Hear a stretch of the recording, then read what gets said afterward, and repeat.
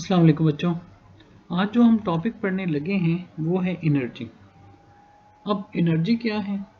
जब आप एरोबो को पुल करते हैं तो उस वक़्त भी एरोबो के अंदर क्या होती है? एनर्जी। जब उस एरोबो को पुल करने की वजह से तीर चलते हैं तो उन तीरों के अंदर भी एनर्जी होती है। मीन के उनके अंदर हम कह सकते हैं कि कुछ चेंज लाने की एबिलिटी है, या हम कहते हैं कि वर्क करने की एबिलिटी है। जैसा कि अगर आप एरो बो को पुल ना करें तो उससे तीर भी नहीं चलाए जा सकते। तो जब आप एरो बो को पुल करते हैं तो उसके अंदर कुछ ऐसा हो जाता है जिसकी वजह से आप उन एरोज को मूव करवा सकते हैं।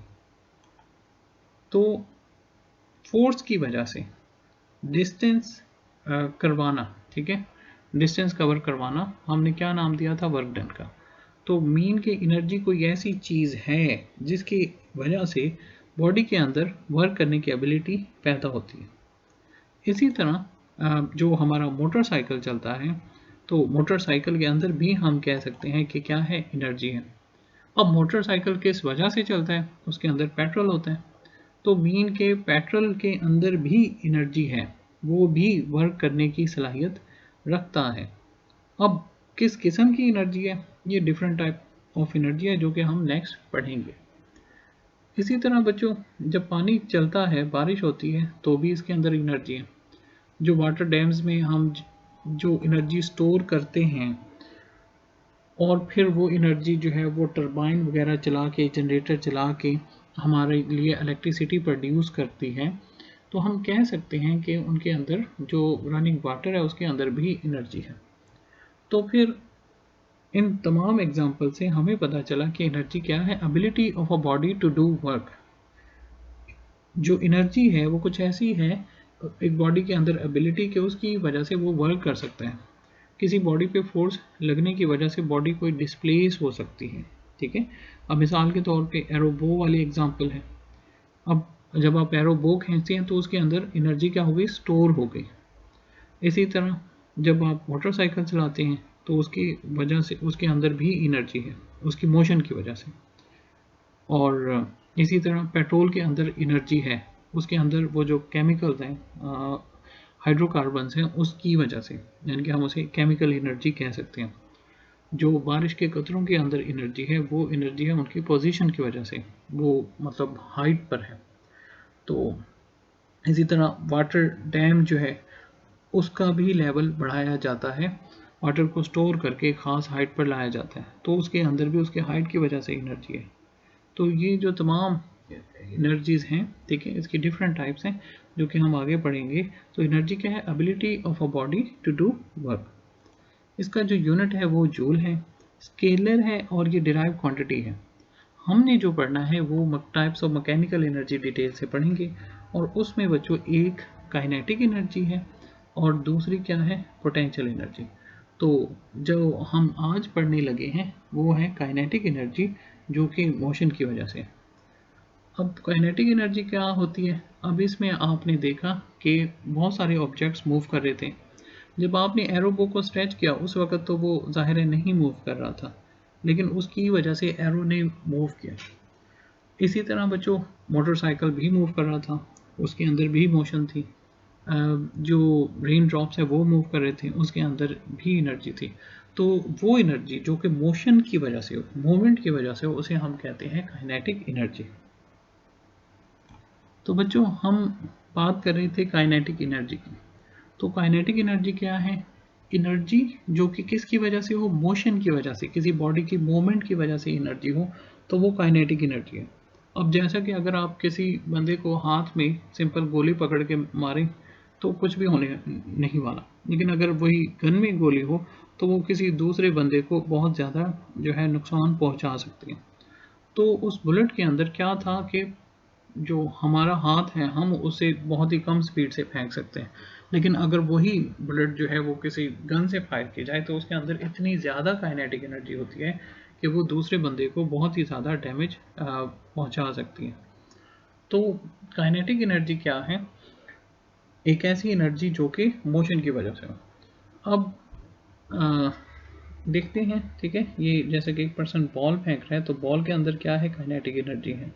इसी तरह कार चल रही है तो उसके अंदर भी काइनेटिक एनर्जी है। अब काइनेटिक एनर्जी किन फैक्टर्स पर डिपेंडेंट है? काइनेटिक एनर्जी दो मेन फैक्टर्स पर डिपेंडेंट है, और वो कौन कौन से? एक है मैस और दूसरे है उसकी स्पीड। अब मैस पे किस तरह डिपेंडेंट है? मिसाल के तौर पे अगर जो है वो एक ऑब्जेक्ट है, फ़र्ज़ करें कि जैसा कि साइकिल, और दूसरा ऑब्जेक्ट है जैसा कि मोटरसाइकिल, अगर वो दोनों सेम स्पीड से मूव कर रहे हो, सेम स्पीड से मूव कर रहे हो, और अगर किसी ऑब्जेक्ट से वो हिट करें, जैसे कि किसी खुदा न खास्ता पर्सन से ही टकरा जाए, तो क्या होगा? कौन ज़्यादा डैमेज करेगा? क्या साइकिल या मोटरसाइकिल? तो ज़ाहिर है मोटरसाइकिल। हालांकि स्पीड तो सेम थी, तो मोटरसाइकिल ने क्यों ज़्यादा डैमेज पहुंचाई एज़ कम्पेयर टू साइकिल के? क्यों? क्योंकि उसकी मैस कंपैरेटिवली ज़्यादा है एज़ कम्पेयर टू साइकिल के।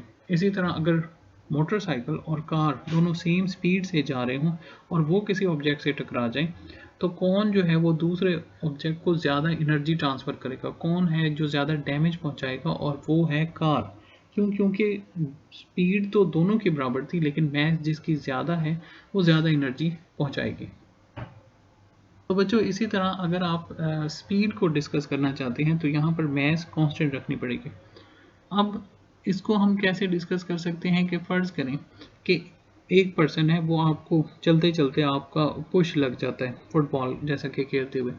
तो अब चलते चलते ऐसे जो है वो हल्का सा अगर आप टकरा जाएं, तो मीन कि आपको ज़्यादा एनर्जी ट्रांसफ़र नहीं होगी, मतलब आपको वो जो पुश है वो बिल्कुल हल्का सा फील होगा। लेकिन अगर वही पर्सन है, सेम पर्सन है, लेकिन वो अगर वो ज़्यादा स्पीड से भागता हुआ आपसे टकरा जाए तो क्या होगा? तो ज़ाहिर है कि आपको लगेगा कि जैसे कि आप पे बहुत ही ज़्यादा जो है वो फ़ोर्स लगाई गई है, ठीक है? अब यहाँ पर हुआ क्या है कि मैच तो उसी पर्सन की थी, सेम, चाहे वो भागते हुए थी, चलते हुए थी या रुके हुए थे। लेकिन कौन सी चीज़ है, कौन सा फैक्टर है जो कि चेंज हुआ है? और वो है स्पीड। जब स्पीड ज़्यादा थी तो उसने आपको ज़्यादा एनर्जी ट्रांसफ़र की एज़ कम्पेयर टू उस वक़्त जब वो स्लो चल रहा था या रुका हुआ था और वो आपसे कोलाइड हो गया। तो इससे बच्चों हमें ये पता चला कि काइनेटिक एनर्जी को दो मेन फैक्टर्स, एक मैस और स्पीड, अफेक्ट करते हैं। और स्पीड याद रखिए, सिंपल स्पीड नहीं है, स्पीड का स्केयर है, ठीक है? इसका मतलब ये हुआ कि फ़र्ज़ करें कि अगर हम कहें कि काइनेटिक एनर्जी में मैस को डबल किया है तो काइनेटिक एनर्जी क्या होगी? हम कहेंगे वो डबल होगी। लेकिन अगर स्पीड को डबल किया और हमसे पूछा जाए कि काइनेटिक एनर्जी पे क्या इफेक्ट पड़ेगा, तो हम कहेंगे 4 टाइम्स जो है वो इंक्रीज हो जाएगी। तो जो स्पीड है वो स्केयर से अफेक्ट करती है।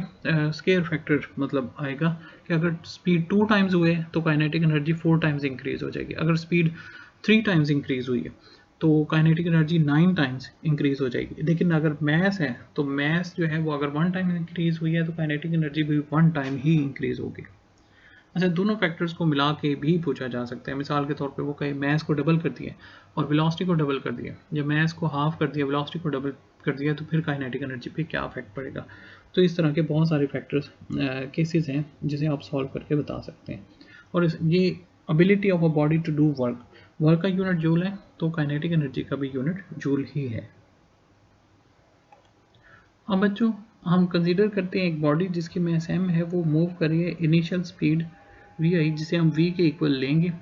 अब उस पर कोई अपोजिंग फोर्स जैसे कि फोर्स ऑफ फ्रिक्शन एक्ट करती है। जब फोर्स ऑफ फ्रिक्शन एक्ट करेगी तो क्या होगा? उससे उसकी स्पीड डिक्रीज हो जाएगी और होती होती बिल्कुल ही ज़ीरो हो जाएगी। अब जब स्पीड डिक्रीज होगी और होती होती ज़ीरो हो जाएगी तो क्या होगा? तो जाहिर है कि जब स्पीड ज़ीरो हो जाएगी तो हम V F is equal to zero लेंगे। अब उससे उसके एक्सेलरेशन पे क्या फ़र्क पड़ेगा? अब आपको याद हो कि जब हमने एक्सेलरेशन वाला टॉपिक चैप्टर 2 के अंदर पढ़ा था, तो उसमें हमने कहा था कि अगर स्पीड डिक्रीज़ होती है तो हम उसे एक्सेलरेशन को रिटार्डेशन कहते हैं। और रिटार्डेशन जो है वो क्या होगा, मतलब वहाँ पे नेगेटिव एक्सेलरेशन लिखा हुआ था, ठीक है? तो क्योंकि स्पीड डिक्रीज हुई है यहाँ पर, इस वजह से हम उसे नेगेटिव लेंगे, तो acceleration equal to minus F over M. ये कहाँ से लिया? न्यूटन सेकेंड लॉ से। F is equal to M A is equal to F over M. तो यहाँ पर क्योंकि स्पीड डिक्रीज हुई है, इस वजह से हमने नेगेटिव एफ ओवर एम लिखा है। अब जो अपोजिंग फोर्स है वो कौन सी फोर्स ऑफ फ्रिक्शन है? एफ। और इसके ज़रिए अब इस डेटा को यूज़ करते हुए, जो कि इनिशियल स्पीड वी आई, जिसे हम वी के इक्वल लेंगे, वी एफ ज़ीरो लेंगे, और जो डिस्टेंस ट्रैवल किया है वो एस के इक्वल लेंगे, फोर्स ऑफ फ्रिक्शन एफ जो है वो एफ के इक्वल है। तो इसी डेटा को यूज़ करते हुए हम वैल्यूज़ प्लेस करेंगे, तो सॉल्व कर लेंगे कि काइनेटिक एनर्जी की वैल्यू क्या आएगी। तो बच्चों, अब यहाँ पे kinetic energy of the body equal आएगी work done by due to its motion. अब वर्क डन किसके इक्वल है? Force multiply displacement, F S. अब v i is equal to क्या है? वी इनिशियल स्पीड हमने वी ली, जो फाइनल है उसे हमने जीरो लिया। F is equal to M A is equal to negative F over m. और नेगेटिव एफ ओवर एम क्यों लिया? क्योंकि स्पीड डिक्रीज हुई है।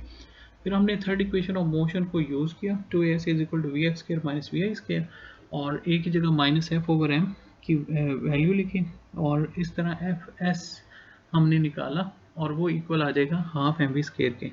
अब शुरू में अगर आप देखें तो हमने लिखा हुआ है F S is equal to kinetic energy, क्योंकि आपको याद हो हमने कहा है ability of a body to do work.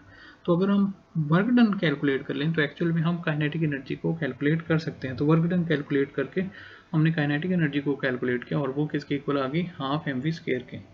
तो ये work done due to motion है, कि बॉडी ने रेस्ट में आने से पहले अपनी मोशन की वजह से जो वर्क डन किया वो इसके इक्वल है। तो इस तरह हमने काइनेटिक एनर्जी का रिलेशन डिराइव कर लिया। टॉपिक यहाँ पे ख़त्म होता है बच्चों, देख लीजिएगा। आप सब लोगों का बहुत शुक्रिया। अल्लाह हाफ़िज़।